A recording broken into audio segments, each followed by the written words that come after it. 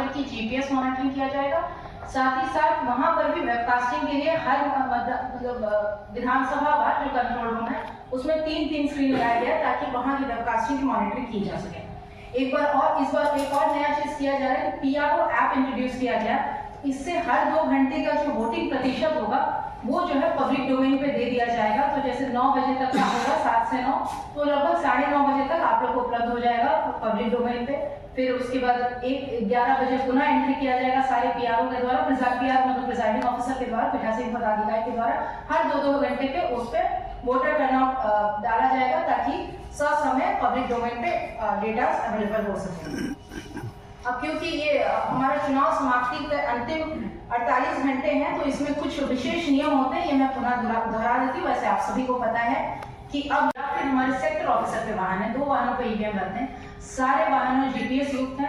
तो ईवीएम जहाँ जहाँ जाएंगे उसका हम लोग यहाँ कंट्रोल रूम से मॉनिटरिंग किया जाएगा और जो वेबकास्टिंग है उसकी मॉनिटरिंग भी जिला नियंत्रण कक्ष से किया जाएगा। जुलूस इत्यादि, सभा इत्यादि पर रोक लग चुका है और इस अवधि में अब इस तरह का कोई गतिविधि नहीं करना है। और ध्वनि विस्तारक यंत्र मतलब जो भी जिसका भी परमिशन भी लिया है ध्वनि विस्तारक यंत्र, वो भी अब परमिशन के बावजूद अब नहीं किया जा सकता है, उसका अनुमति नहीं है, अब प्रयोग में नहीं लाया जा सकता है।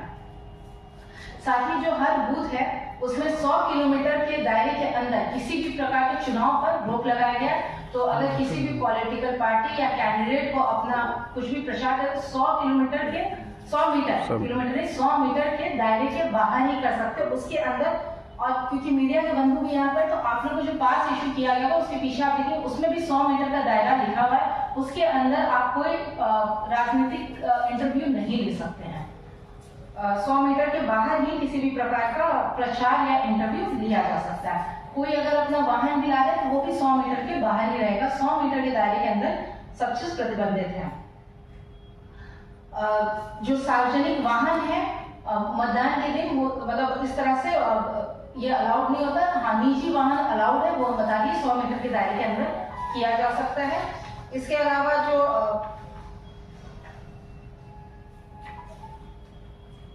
जब्ती की गई है एमसीसी पीरियड में, ये आप लोग को हम लोग लिखित में सारी जानकारी अभी दे रहे हैं कि कितनी कार्रवाई की गई है, कितनी जब्ती की गई है, एसपी साहब द्वारा डिटेल में बताया नहीं गया है। निरोधात्मक कार्रवाई, सीसीए की कार्रवाई, कितने कांड दर्ज हुए हैं, कई एफआईआर भी दर्ज हुए हैं और कई एप्लीकेशंस भी रिसीव किए गए, सारे एप्लीकेशन डिस्पोज भी किए गए। सारी जानकारी अभी आप लोग को दे दी जाएगी। आप लोग का कोई डाउट कंफ्यूजन है तो बताइए।